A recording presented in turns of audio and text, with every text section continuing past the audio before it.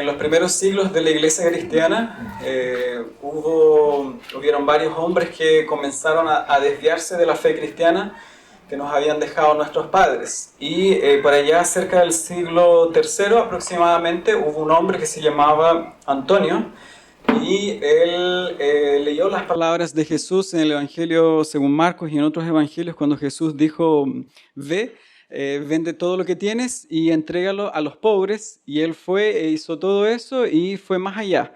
Él añadió a las palabras de Jesús, vendió todas sus posesiones y se fue al desierto, porque entendía de que él debía habitar solo, porque la sociedad estaba contaminada, las personas no hacían bien y él decidió, por tanto, hacer su morada en el desierto. Y llevó un grupo de discípulos juntamente con él para comenzar a morar en el desierto porque él quería alejarse del mal.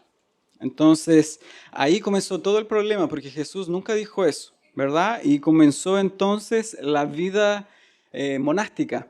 La Iglesia Católica Romana encontró ahí entonces su pilar en el tercer siglo para que las personas, para alejarse del mal y de la maldad, ellos comenzasen a vivir en monasterios. De ahí surgió esta idea de monasterio para huir de la sociedad, huir del pecado y santificarnos cada día de una forma especial, de una forma diferente, viviendo solos, alejados. De ahí entonces nacieron los monasterios, de ahí surgieron los monjes, etc.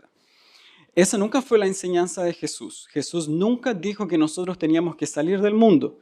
De hecho, en los versículos anteriores, los domingos pasados que nosotros hemos considerado ya, Jesús dijo claramente que nosotros no somos del mundo, pero Él tampoco pide que seamos quitados del mundo, sino que Él oró por nosotros en esta oración sacerdotal para que el Padre nos librase del maligno y nos librase de la influencia maligna que hay en el mundo, pero nunca fue pedido de que los cristianos fuesen quitados del mundo. ¿Saben por qué? Porque el problema está en el corazón del hombre. Ahí se aloja el problema de toda la naturaleza humana. El problema no está meramente en la sociedad, como algo abstracto, algo que está en el aire, como las partículas que nos rodean. El pecado no está tan solamente en una forma externa, está dentro del hombre. El problema es que si usted se va al desierto, el pecado lo acompaña al desierto. No importa el lugar geográfico en el cual usted se encuentra, no importa si está acompañado o no de personas, el pecado lo acompaña igual, porque el pecado hace parte de la naturaleza humana. Ahí se encuentra el problema del hombre y nosotros vivimos en este mundo, el pecado está atado en nuestro corazón. Y nosotros necesitamos que eso nos sea cambiado. Por eso no necesitamos irnos al desierto, sino que nosotros vivimos en este mundo y necesitamos huir del pecado y mortificar el pecado cada día. En esta oración que nosotros nos encontramos hoy, en el capítulo 17 de Juan, Jesús está orando a su Padre. Y Él está pidiendo ahora específicamente, ya no orando por sí mismo, sino que Él ahora ora por sus discípulos, y no tan solamente por los discípulos que se encontraban en aquel entonces, sino por todos los discípulos, de todas las edades, de todas las eras, de todos los tiempos. Y ahí estaba usted, que cree en el nombre del Señor Jesús, ahí estaba yo. En su oración sacerdotal, profunda y gloriosa, Cristo ya estaba orando por mi vida. Nosotros ni siquiera, su nombre ni siquiera se vislumbraba en la existencia. Esto fue hace más de 2000 años. Usted ni siquiera estaba en ningún pensamiento. Y Jesús ya estaba orando por su vida, por todos aquellos que creen para que fuéramos guardados del mal. Comencemos entonces a desglosar nuestro texto. Usted se acompaña conmigo en la lectura del texto. En el versículo 17, Jesús ahora hace un pedido muy profundo. El texto dice... Jesús pidiendo a su Padre, Él dice, Padre, santifícalos en tu verdad. El texto está siendo dirigido a personas cristianas. Jesús no está orando por personas que no son cristianas, sino que los discípulos ya eran cristianos. Por tanto, nosotros en primer lugar podemos ver de forma introductoria de que la santificación se aplica a cristianos. Y eso es muy importante de notar, porque nosotros no podemos exigir santificación de personas que no lo son. Entonces ahí es cuando usted tiene su hijo, su familiar y la madre que dice, ¿por qué mi hijo no ora? Tú tienes que leer la Biblia, pero si no es una persona cristiana. Entonces, ¿cómo nosotros vamos a exigir prácticas cristianas de personas que no lo son? Nosotros en este texto logramos ver que la santificación es un proceso, ¿cierto? Como lo hemos visto en muchos discipulados, que viene después de la justificación. Aquí se habla de personas que ya fueron justificadas, que ya depositaron su fe en el Señor Jesucristo. No al revés, no es que necesitan ser santos para algún día ser justificados, porque eso es lo que precisamente nos caracteriza como cristianismo. El cristianismo se distingue de todas las demás otras religiones por el hecho de que no tenemos que realizar buenas obras para ser salvos. Nos viene la santificación primero. Todas las otras religiones enseñan eso, que usted tiene que hacer esto, lo otro, ser una persona moralista, llevar una vida moralmente aceptada por la sociedad y hacer muchas cosas. No importa la religión, los testigos de Jehová, los adventistas, católicos, todos se resumen en lo mismo, de que usted tiene que hacer muchas cosas para ser salvo. Sin embargo, el cristianismo difiere de todo eso. Porque el cristiano es una persona que no puede hacer buenas obras, porque los pecadores no pueden hacerlas. El cristiano es una persona que está en su estado natural fracasado, está totalmente inhabilitado de venir a Dios. Dios es el que le otorga la gracia de la salvación. Y este pecador, cuando se arrepiente de sus pecados y deposita su fe en el Señor Jesucristo, es justificado por la gracia de Dios. E inmediatamente comienza el proceso de santificación. No es al contrario. Cada vez que esto se invierte, entonces comienza todo tipo de herejía y nos convertimos entonces en una secta. Primero la justificación, luego la santificación. Amén. La santificación, ¿qué es? Es un proceso que inicia al momento siguiente de la justificación. Cuando una persona es justificada por la fe, comienza de forma inmediata la santificación. Nunca se puede separar una cosa de la otra. Porque cuando nosotros separamos una cosa de la otra, entonces la gente dice, no, yo soy cristiano o mi hijo es cristiano. Eso lo he escuchado un montón de veces. Cristo es su Salvador, pero no es su Señor todavía. Él se entregó a Cristo, pero Cristo todavía no se ha enseñoreado de su corazón. No es posible eso. Cristo es mi Señor y mi Salvador al mismo tiempo y al mismo instante, porque la santificación inicia inmediatamente. No es un acto único, como lo es la justificación, sino que es un proceso que inicia luego cuando yo creo en el nombre del Hijo de Dios. Yo ya soy, según la palabra de Dios, santo. Pero no es un acto único en mi vida. De tal forma que yo no tengo que hacer nada más. No tengo que leer mi Biblia, no tengo que orar, congregarme, porque yo ya soy santo y salvo siempre salvo. No es así, sino que nosotros necesitamos progresar en la santificación. Cada día purificarnos, cada día lavarnos de nuestra iniquidad. ¿Por qué? Porque el pecado todavía está presente en mi corazón, a pesar que yo sea cristiano. Y yo necesito ser purificado por la gracia de Dios a cada día. Es un proceso en el cual nosotros somos moldeados. ¿Usted se ha fijado cuando hay el trabajo de un escultor? Él hace la figura, pero todo el tiempo está con el cincel en la mano para tallar y quitar todo aquello que nos queda como él quiere, ¿cierto? En la figura que él tiene en su mente. Jesús hace lo mismo con nosotros cuando nosotros nos somos convertidos.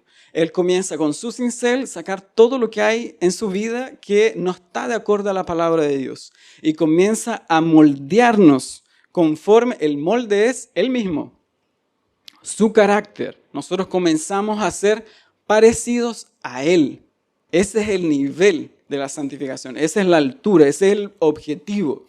La persona cuando es santificada comienza entonces a parecerse a Cristo. Comienza entonces a pensar como Cristo.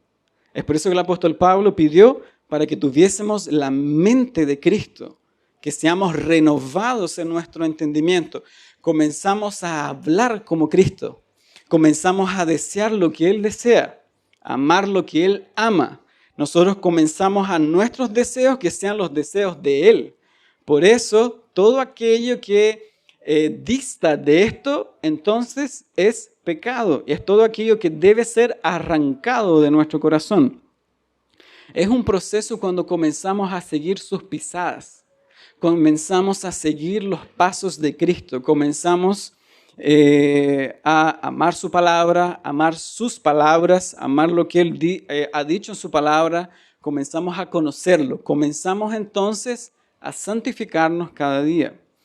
En primer lugar, entonces, ¿qué podemos considerar en nuestro texto? Nosotros podemos ver, si usted me acompaña en la lectura del texto ahí con su Biblia abierta, que el texto dice, Padre, santifícalos en tu verdad. Si ustedes se fijan en la primera palabra, el Padre dice, Jesús dice, santifícalos. O sea, en primer lugar, la obra de la santificación es una obra de Dios. Dios debe santificarnos. Padre, santifícalos a ellos. Es una obra tuya.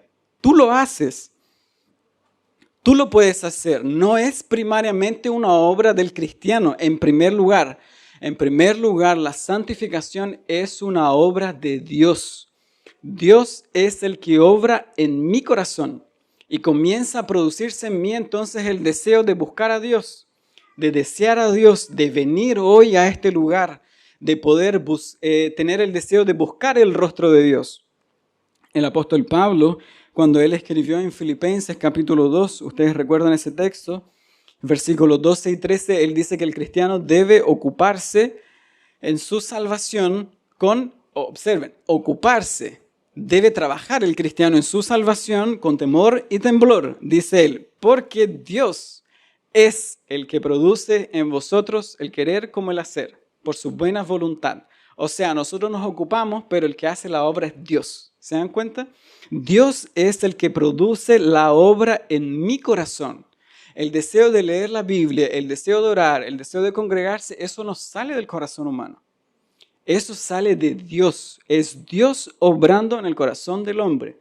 Y en esta misma carta a los filipenses, ustedes recuerdan que el apóstol Pablo les dijo que es una promesa de Dios, que la obra que Él comenzó en el corazón del cristiano, Dios la va a perfeccionar hasta el fin.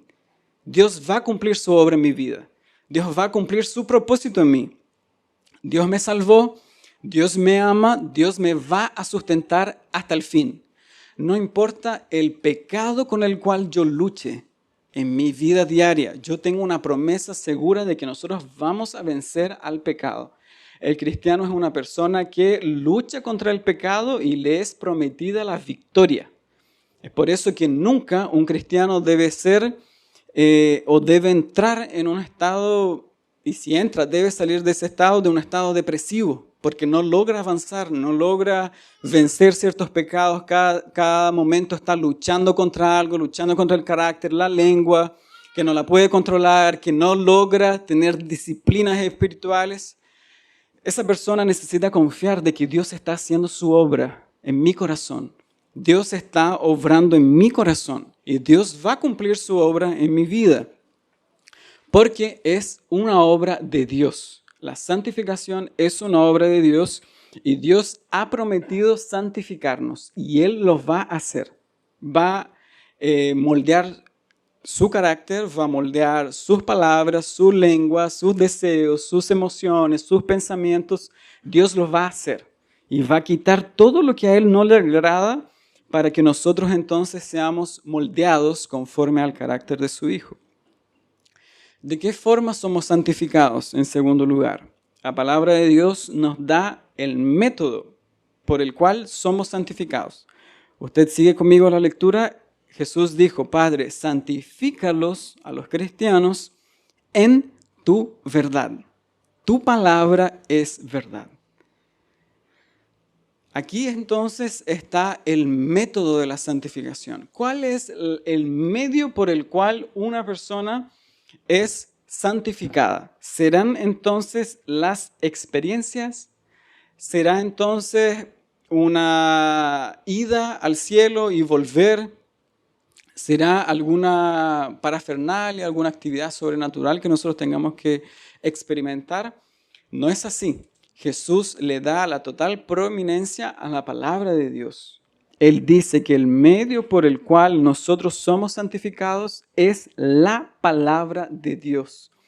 Y si usted logra recordar cuando Jesús está diciendo esto, el Nuevo Testamento no estaba completo, ¿cierto? Pero se hacía referencia a toda la escritura que la gente tenía en aquel momento, que era el Antiguo Testamento, la ley, los salmos, los profetas. Esa era la palabra de Dios para ellos, el Antiguo Testamento, que hoy la iglesia evangélica tanto desprecia y rechaza y no lee y no ama y no estudia. Esa era la palabra de Dios para ellos. Y las mismas palabras de Jesús, todo eso constituía la palabra de Dios. Y cuando el canon se completa y se cierra, entonces el Antiguo y Nuevo Testamento, el medio por el cual usted es santificado, es la palabra de Dios, es el Evangelio. Ese es el tema central para una persona que debe conocer para poder ser santificada. Si nosotros nos vamos a lo que ya hemos estudiado en el Evangelio de Juan, nosotros podemos observar la importancia que Juan le da a las palabras de Jesús. Observe conmigo en alguna referencia. Juan capítulo 6, 68, el evangelista nos dice que las palabras de Jesús son palabras de vida eterna. Juan dice que las palabras de Jesús son palabras de Dios. En el capítulo 3, 34, él dice, el que Dios envió a Jesús, las palabras de Dios habla. En Juan capítulo 15, versículo 7, Jesús dijo, mis palabras son permanentes y mis palabras deben permanecer en ustedes. Son palabras eternas, son palabras que deben ser oídas. En Juan capítulo 8, 47, el que es de Dios, las palabras de Dios oye. Juan capítulo 14, verso 24, nosotros vemos que las palabras de Jesús son las palabras del Padre. La palabra que habéis oído no es mía, es del Padre que me envió. Observe, capítulo 6, versículo 63, las palabras que yo os he hablado son espíritu y son vida. 12:47. Mis palabras van a juzgar a las naciones. Ese es el poder de las palabras de Jesús. En el capítulo 15, versículo 3, sus palabras purifican. Él dice a sus discípulos, ustedes ya están limpios por la palabra que yo os he hablado. Ellos ya eran cristianos, habían sido limpiados. Y luego nosotros vemos que Jesús hace una declaración poderosa sobre sus palabras porque Él dice, el que oye mi palabra y cree al que me envió, tiene vida eterna. Ese es el poder de las palabras de Jesús. Sus palabras son verdad, sus palabras son vida, sus palabras, ellas dan vida eterna, sus palabras juzgarán a los pecadores, sus palabras son las palabras del Padre. Esa es la autoridad de Jesús. Y nosotros haremos bien siempre que nosotros atendamos a sus palabras. Ese es el método de Dios para la santificación de los pecadores, las palabras de Jesús. Rápidamente, ¿cómo está su lectura de la palabra de Dios? Porque nosotros necesitamos aplicarlo, ¿cierto? O sea, estamos hablando de todo eso, esto santifica al pecador, pero ¿qué pasa cuando el cristiano no lee las Escrituras? O sea, claramente no es santificado. Si la palabra de Dios me santifica y yo no la leo, ¿qué forma hay para que yo pueda ser santificado? Los cristianos hoy tienen idea de los profetas menores. Joel, Amós, Ageo, una dificultad para encontrarlo. Entonces, Habacuc, siempre el mismo texto porque hay una canción del texto de Habacuc que es lo que más se conoce, pero del capítulo 1 para adelante no se conoce bien, ¿cierto? Y todos ellos son muy poco leídos. por el pueblo de Dios. La palabra de Dios ha sido por mucho tiempo muy menospreciada por el pueblo cristiano. Entonces, ¿cómo la iglesia cristiana va a ser avivada? ¿Cómo nosotros vamos a crecer si nosotros ni siquiera leemos la palabra de Dios? La palabra de Dios debe ser leída, debe ser atesorada, debe ser meditada. No es solamente leer 5 o 7 capítulos en un día para cumplir. Basta con leer un versículo y que ese versículo nosotros podamos extraer esa verdad y tomar esa verdad y servirnos esa verdad y digerirla, aprenderla, practicarla. Basta con un texto para que nosotros podamos hacer eso. Pero, ¿cómo es la vida de un cristiano que no tiene cercanía con la palabra de Dios? Toda vez que la iglesia no tiene cercanía con la palabra de Dios, la iglesia se desvía. Siempre ha sido así. Nosotros ya tenemos eso en el Antiguo Testamento. El pastor Miguel hoy nos hizo referencia hoy en la mañana, en Coronel, de que por mucho tiempo la palabra de Dios estuvo encadenada dentro del propio templo de Dios. Y de repente el rey, por obra de Dios, pide que traigan las palabras de Dios, que traigan la ley, que los sacerdotes vayan a abrir los libros que estaban empolvados. Por mucho tiempo la iglesia cristiana ha permanecido en ese error cuando rechazan las palabras de Dios. Y el culto gira en torno de cualquier cosa, menos de la exposición de la palabra de Dios. Bueno, todos esos textos que nosotros acabamos de mencionar, ellos nos señalan claramente que la palabra de Dios es la verdad, que el Evangelio es la verdad, Antiguo y Nuevo Testamento, y ellos nos dan vida, ellos nos santifican y ellos nos purifican. En primer lugar, entonces, notemos que, y es digno de destacar que Jesús en sus palabras está haciendo referencia a la palabra de Dios y al estudio de la palabra de Dios. Y es por eso que usted y yo siempre debemos tener en mente de que el cristianismo siempre se dirige en primer lugar al entendimiento del ser humano. Nunca olvidemos eso. Dios obra en primer lugar en la vida de un pecador en su mente, ilumina la mente. La palabra de Dios dice que la palabra de Dios hace sabio al sencillo. Ella nos lleva a Dios, pero iluminando la mente del hombre, nunca en desprecio de la mente humana. Porque cuando se desprecia la mente humana, entonces nosotros abrazamos cualquier cosa y comenzamos a tergiversar los textos bíblicos y a malinterpretarlos. Dios obra en primer lugar en mi entendimiento, no en mis emociones. Las emociones no van en primer lugar. Cuando Dios produce un despertamiento en la vida de una persona, Dios despierta su mente, ilumina toda mi razón para que yo pueda entender la verdad de Dios. Eso es lo que más se necesita hoy, entender la verdad, entender lo que se está predicando, entender qué es el Evangelio. Eso se logra no en base a sentimentalismo, eso se logra en base a un entendimiento claro de la palabra de Dios. ¿Quién es Dios? ¿Quién es Él? ¿Cuáles son sus atributos? ¿Qué es lo que Él ha hecho? ¿Cuál es la obra de la cruz? ¿Qué fue lo que hizo Jesús? ¿Por quién lo hizo? ¿Qué es lo que hace el pecador? ¿Cuál es la condición del hombre? Todo eso se nos es revelado en la palabra de Dios. ¿Quién es Dios y quiénes somos nosotros para nuestra salvación? Eso se logra mediante un entender la palabra de Dios.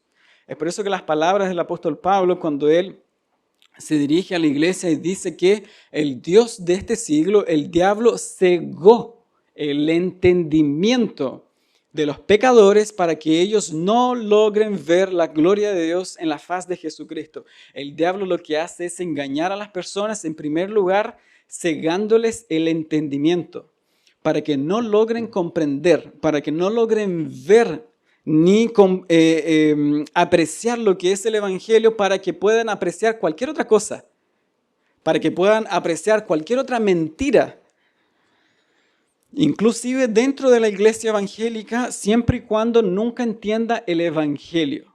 El diablo puede tener una iglesia maravillosa, llena de amor, llena de amistades, lleno de buenas compañías, que la gente se salude educadamente y se preocupa por su vida y todo eso, y la amistad y etcétera. Compartir siempre y cuando no se predique la palabra. Eso es lo que a él le interesa, que las personas no entiendan la verdad. Y siempre cuando eso ocurre, hay un baño de sentimentalismo en la vida de las personas. Todo se reduce a emociones. Se cantan alabanzas, se cantan himnos y todo eso con mucha emoción, pero la gente no entiende nada. No conoce la doctrina. No sabe lo que Dios ha hecho. No conoce absolutamente nada de las doctrinas esenciales de la palabra de Dios. De hecho, esas palabras no le gustan a la gente, ¿cierto? Hoy, doctrina, qué lata, aprender doctrina. Siempre lo mismo. Qué cosa seria, aburrida. Pero esa es la forma por la cual podemos conocer a Dios. De hecho, Dios se ha revelado por medio de doctrina. Toda la historia del Antiguo Testamento y Nuevo Testamento es doctrina. El jardín del Edén es doctrina. El estado natural del hombre, el pecado, cómo el hombre cayó. Eso es doctrina, lo que usted tiene en Génesis capítulo 1, 2, 3. Todo se reduce en doctrina. Dios lo que hace en primer lugar es iluminar mi mente. No una explosión de emociones, no las lágrimas. Nosotros no las excluimos. Pero ellas nos vienen en primer lugar en mi vida, porque usted puede tener lágrimas, usted puede tener emociones, pero ¿qué pasa cuando esas emociones no están? ¿Qué pasa cuando las lágrimas no están? Cuando yo no siento a Dios, cuando yo no siento un fuego celestial. ¿Qué pasa cuando eso? Porque no todos los días son así, ¿cierto? No todos los días son de gloria en gloria. Nosotros pasamos por tribulaciones, aflicciones, por hambre, por sed, por el desierto. ¿Qué pasa cuando yo no siento a Dios? Cuando mis oraciones parece que no están bañadas con la presencia de Dios. ¿Qué ocurre? El cristiano es una persona que se mantiene pura y santa porque él anda por la fe, no anda por emociones. Por tanto, cuando yo no siento a Dios, eso no afecta mi vida cristiana. Porque yo ando no por vista, no por sentir, no por lágrimas, no por sentir un calor especial en el culto y todo eso, sino por la fe que yo deposito en el Hijo de Dios. Somos salvos por la fe, no por las emociones. Y toda vez que el entendimiento es correctamente direccionado a Dios, entonces las emociones van a encontrar su lugar adecuado en mi vida. Y por lo general, las lágrimas siempre acompañan la oración de un pecador arrepentido. Y siempre acompañan la vida piadosa. Muy raro que una persona sea piadosa, cristiana, y usted nunca la vea llorando por sus pecados. Porque toda persona que comienza a acercarse a Dios, comienza a entender la doctrina, cada vez que está más cerca de Dios, se siente como que se estuviera cada vez más lejos de Dios. Porque su grandeza es tan excelsa que el pecador que se acerca a Dios cada vez comienza a ver de forma más nítida su pecado. Entonces, el pastor Hernández Díaz, él dice que esto se ilustra así como cuando nosotros vamos a viajar en avión. Entonces nosotros, por ejemplo, estamos aquí y vemos que el avión está por bajar, se ve lejos, es como un punto en el cielo. Pero cuando nosotros vamos a subirnos al avión, nosotros estamos en la escalera y todo, es algo gigantesco. Y cada vez que estamos más cerca, logramos ver que eso es más inmenso y es más grande y es más potente y nosotros somos diminutos. Eso es lo que ocurre cuando una persona es santificada. Cada vez que está más cerca de Dios, logra ver cuán pequeña es y cuán grande es Dios, cuán santo es Él. Y si tuviéramos un mero pensamiento de que voy bien, estoy mejorando, parece que no, o sea, cada vez me falta más, necesito más.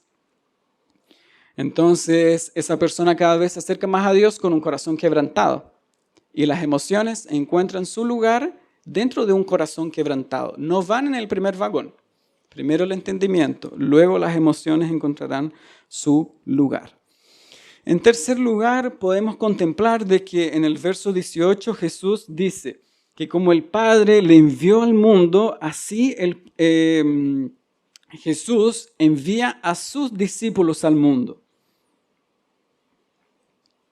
O sea, nosotros vivimos nuestro cristianismo en el mundo, no fuera del mundo. Es por eso que se echa bajo el monasticismo, es por eso que se echa bajo la idea de irnos. Sería fantástico, se imaginan todos nosotros como hermanos lo hemos dicho, hacemos una comunidad allá en los Andes, súper arriba en la cordillera, y vivimos como hermanos y cantamos todo el día y leemos la palabra. Es como que eso fuera el mundo ideal para nosotros, ¿cierto?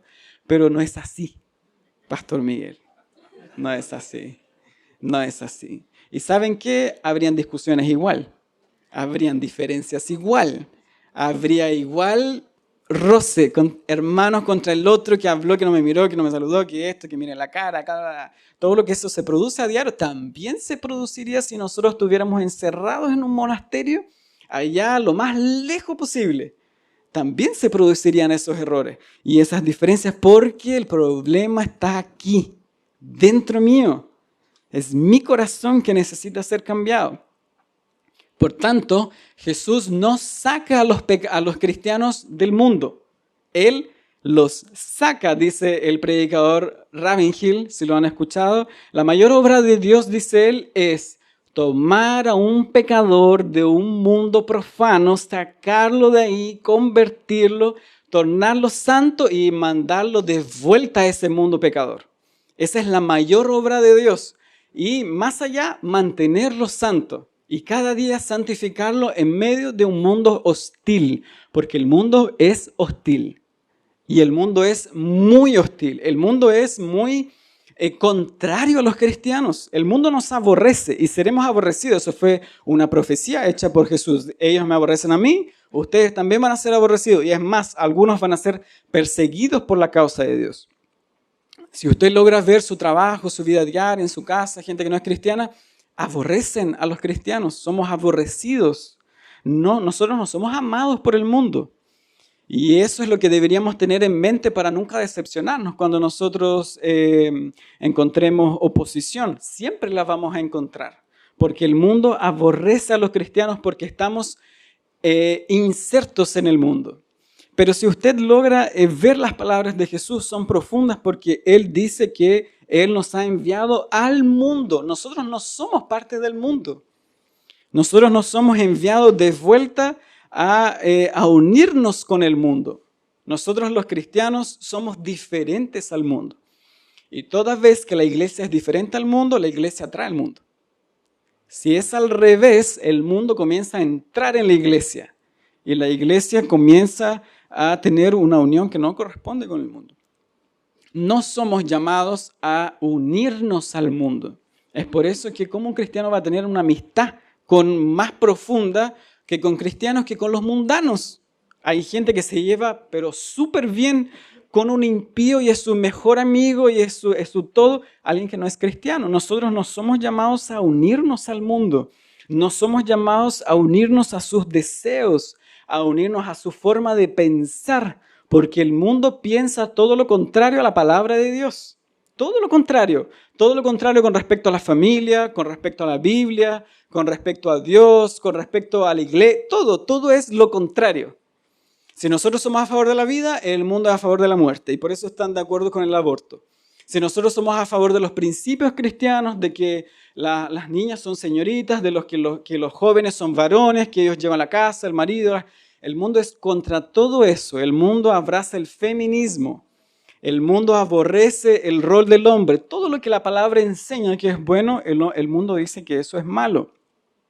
Nosotros estamos en el mundo, pero no somos del mundo. No somos de esta sociedad perversa, de esta sociedad que cada vez está de mal en peor y tiene cada vez un pensamiento más sumergido en el pecado. Nosotros estamos en medio de ellos, fuimos enviados a estar en el mundo para entonces atraer al mundo, para hacer sal. ¿De qué forma seríamos sal y luz? Si nosotros viviéramos todos nosotros la luz junta, ¿cómo se va a alumbrar las tinieblas? ¿Cómo nuestros colegas que no son cristianos van a escuchar el cristianismo si no está usted ahí en ese lugar? Es imposible, quizás nunca tendrían una persona que les hable del evangelio si no estuviera usted en ese lugar ahí. Entonces, la misión cada día es predicarles a Cristo. Esas otras personas, si no nos tuvieran a nosotros, nunca escucharían el evangelio. Su misión, usted fue enviado al mundo para llevar las palabras de Cristo. Nosotros no somos alienígenas, no somos personas que no tenemos contacto con el mundo, porque si no yo me voy a contaminar. Así pensaban los fariseos. Usted fue enviado al mundo con un mensaje claro. Jesús dice, yo fui enviado al mundo. Él fue enviado, aquí se podría utilizar la misma palabra apóstolo. Apóstol en español es enviado con un mensaje, un mensajero. Él nos trajo a la palabra de Dios y Él dice, asimismo yo los envío a ustedes al mundo. Ustedes son mis apóstoles, ustedes son mis mensajeros enviados. Son personas que iban de un lugar a otro con un mensaje claro. Usted tiene un mensaje claro que dar al mundo. Usted necesita llevar ese mensaje al mundo porque el mundo está en tinieblas. Son personas que mueren en sus pecados a diario. Usted, si ya habló, si usted ya predicó el evangelio y la gente no se convierte, entonces ahora su testimonio, nadie va a quitar que usted hable con su testimonio, con su vida, con su caminar, con sus pasos, su pensamiento, su forma de actuar, que a pesar de que la gente no lo vea, Dios lo ve. Entonces yo no hago esto porque Dios me está mirando. Su caminar será una predicación para esas personas. Hasta que algún día alguien diga, ella era diferente. Algo ella le ocurrió de que ella no es igual a nosotros. Entonces le preguntan y ahí usted puede predicarles el evangelio. Usted es enviado al mundo. Dios cambió mi vida. Es por eso que no logramos entender cuando una persona dice, es que yo no sé evangelizar. Nadie está diciendo que tiene que predicar, ¿cierto? Porque no a todos se les fue dado el don de la predicación. A algunos les fue dado el don de la profecía, la predicación, a algunos otros el don de servicio, el don de la misericordia, y todos tienen un don. De hecho, si usted hoy pudiese irse a su casa, pensar, ¿cuál es el don que Dios me dio para servir en mi iglesia? Porque cada vez que uno pregunta eso, como que no todos saben responderlo. ¿Cuál es mi don? Pero todos, a pesar de los dones que Dios ha dado, y Dios a todos se les ha dado dones, todos pueden evangelizar. Todos pueden predicar de Cristo, porque un cristiano sabe lo que le ocurrió. Hubo algo en mi vida que cambió. Yo era otra persona y algo me ocurrió a mí. Dios cambió mi vida, Dios cambió mi corazón. Yo vivía en un estado de pecado, de maldad, de iniquidad, de transgresión y Dios me cambió. Con eso basta para predicar el evangelio. Dios cambia tu vida. Dios puede cambiar tu vida en este día, en esta noche. Usted es enviado con ese mensaje al mundo. En cuarto lugar y último, Jesús dice que su deseo es que, tal como Él se consagró, así también nosotros seamos santificados en la verdad. Él dice en el versículo 19, yo me consagro o yo me santifico a mí mismo, para que también mis discípulos sean santificados en la verdad. Claramente Jesús no necesita ser más santo de lo que Él era, porque ya Él era la santidad misma. Él nunca pecó, nunca hubo engaño en su boca, Él nunca cayó en pecado, nunca pasó un mal pensamiento por su mente. Él nunca hubo un momento en su vida que se desvió de la ley de Dios y se apartó de la santidad o estuvo en pecado. Eso jamás ocurrió. De hecho, la palabra y las profecías decía que nunca hubo engaño en su boca. Nunca hubo alguien que pudo levantar una piedra y lanzársela porque en él nunca hubo pecado. Él dice que el maligno no tiene nada en él. Él era santo, él era puro. Él era lo más limpio que había y ha habido en toda la faz de la tierra. Porque él es la segunda persona de la Trinidad. Él, en este texto, él dice que de tal forma como él se consagró a Dios para la misión de salvar a pecadores, él también desea que nosotros seamos consagrados. En medio de esta tarea que él le ha dado a usted, no solo a mí, pero la gente a veces piensa que solo el predicador tiene que evangelizar y que solo los pastores evangelizan. No, esta es una tarea suya, es una tarea mía de predicar el evangelio. Y en esta inserción suya, cristiana en el mundo, usted tiene que mantenerse santo. Y esa yo creo que es la mayor lucha para los cristianos. Mantenerse santos en un mundo que no es santo, en un mundo que es inmundo, en un mundo que es puro. Esa es la mayor lucha de un joven inclusive. mantenerse recto y santo cuando todo lo demás a mi alrededor no lo es. Y somos bombardeados de diversas formas y de diversas maneras, y los dardos del maligno y sus artimañas atacan de una forma impresionante a los jóvenes en el día de hoy. A todos, ¿cierto? Pero sabemos que en esta fase de la juventud somos atacados de una forma impresionante, sobre todo los solteros. ¿Cómo yo puedo consagrarme a Dios? Esa es la gran pregunta. ¿Cómo yo me puedo mantener santo? ¿Cómo yo puedo crecer en santidad? ¿Cómo yo puedo mantenerme puro en medio de una generación perversa y maligna que me está atacando todo el tiempo, contrariando todo el tiempo? ¿Cómo eso se logra? Bueno, yo no le voy a decir, ore a Dios para que le ayude a ser santo. Porque hay mucha gente que cree en ese argumento de que estoy triste, ora a Dios para que te quite la tristeza. Está bien, Dios lo puede hacer, pero hay muchas cosas que usted tiene que hacer. Porque la santidad, también en segundo lugar, la santidad es algo que usted tiene que hacer. Esto no es como la justificación que la hace solo Dios. Usted no se puede justificar a usted mismo. Eso lo hace Dios. La santificación no es así. La santificación es una obra de Dios en primer lugar, pero usted también tiene que santificarse. Hay diversas advertencias en la palabra y llamados para que usted sea santo. Sed santos. Observa esas palabras, esos verbos conjugados, sed. Usted tiene que serlo. Es una orden. Los cristianos tienen que ser santos porque sin santidad nadie verá al Señor. Entonces, si usted lucha contra ciertos pecados, yo no solamente le voy a decir, ora a Dios para que quite ese pecado en tu vida. Tú tienes que hacer cosas para acabar con ese pecado. Dios me ayuda, pero yo también no me mantengo de forma estática, esperando que de repente mañana lunes yo me levante santo. Más que el día anterior sin haber hecho nada. Eso no va a ocurrir. Porque Dios, la obra que Él bendice es al cristiano que busca la santidad. El cristiano que anda en pos de la santidad, Dios entonces lo santifica. Esto es algo en el cual obra la gracia de Dios y usted tiene toda la responsabilidad como cristiano de buscar a Dios, de buscar su rostro, de leer la palabra. El pastor Paulo Jr., yo ya lo había dicho en alguna otra oportunidad, él dice todos los hombres que tienen malos deseos, las mujeres también, y luchan contra ciertos pecados, ¿qué es lo que hace?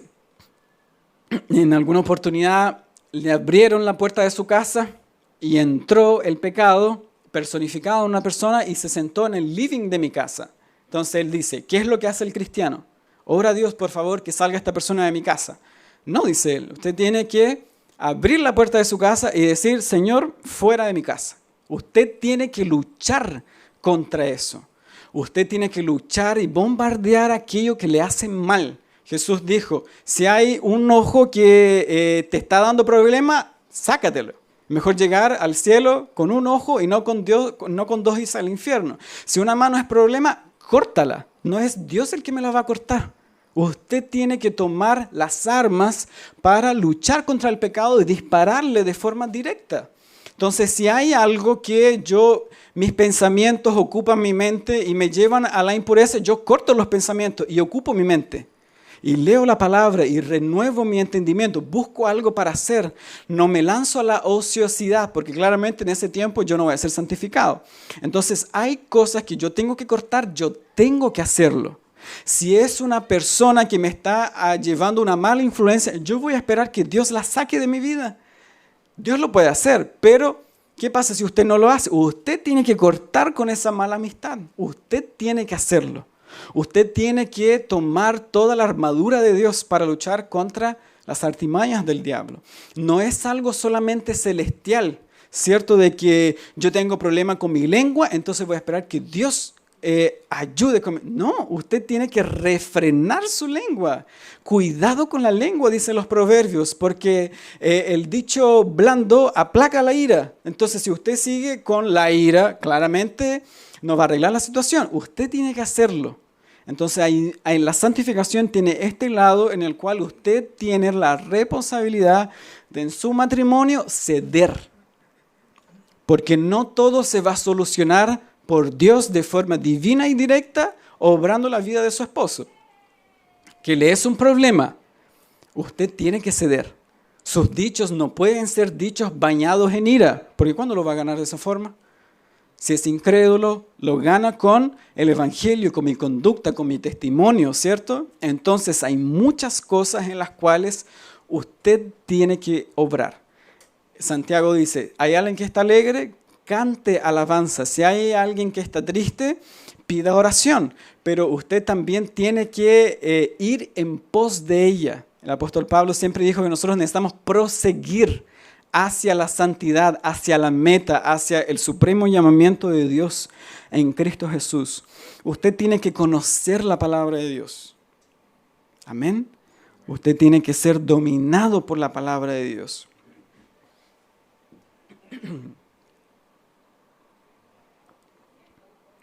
¿De qué sirve conocer la palabra? Pues la palabra no me domina. ¿De qué sirve saberse muchos textos de memoria, pero nunca me ayudan en un momento de tribulación porque nunca entraron en mi corazón, siempre quedó aquí en la mente? Usted tiene que ser un portavoz de la palabra. Usted tiene que estar dispuesto a predicar la palabra en todo tiempo. A una persona que lo necesita, usted tiene que estar dispuesto y preparado para predicar la palabra de Dios. Usted necesita sumergirse en la palabra de Dios. Usted necesita meditar en la palabra de Dios. Ese es el método, ese es el medio para la santificación. No son las emociones, no son las estrategias humanas, no es un mero compartir, porque podemos compartir por mucho tiempo. Y yo puedo orar por su vida, pero si usted no ora, no va a haber ningún avance espiritual. Usted tiene que buscar a Dios. Usted tiene que hacerlo. Las herramientas han sido dadas a los cristianos para que usted entonces pueda crecer en el conocimiento de Dios y entonces ser una persona que crece en la santidad. Y sin santidad nadie verá a Dios. Hoy iba a recomendar un libro que lo iba a traer, se me quedó, que se llama Remedios Preciosos contra las artimañas de Satanás. Usted tiene que leer ese libro. El pastor Joel Beeke dice que todo cristiano debe leerlo, debe leerlo, debe ir a una librería a comprarlo o en su tablet buscarlo y todo eso, tiene que leer ese libro. Ahí, él es un puritano, el que lo escribió, y él esquematiza, sintetiza, resumen todos los ataques del diablo contra un cristiano para no hacerlo santo. Todos los ataques, toda la mentalidad del diablo. Y él todo el tiempo da un remedio. Este es el ataque del diablo, este es el remedio. Esto es lo que el diablo busca, este es el remedio. Usted tiene que buscar ese libro. Y cuando el puritano termina, y con eso termino, él dice, aquí tienes 10 ayudas para vencer las artimañas del diablo. Se las voy a leer. Si usted no quiere caer en los lazos de Satanás y quiere crecer en santidad, busque andar según la palabra de Dios. 2. Si usted no quiere caer en los lazos del diablo, cuídese de contristar y turbar al Espíritu de Dios. Si usted no quiere caer en los lazos de Satanás, busque sabiduría celestial para vivir el día a día. 4. Si usted no quiere caer en los lazos del diablo, resista enseguida los primeros intentos de Satanás el diablo.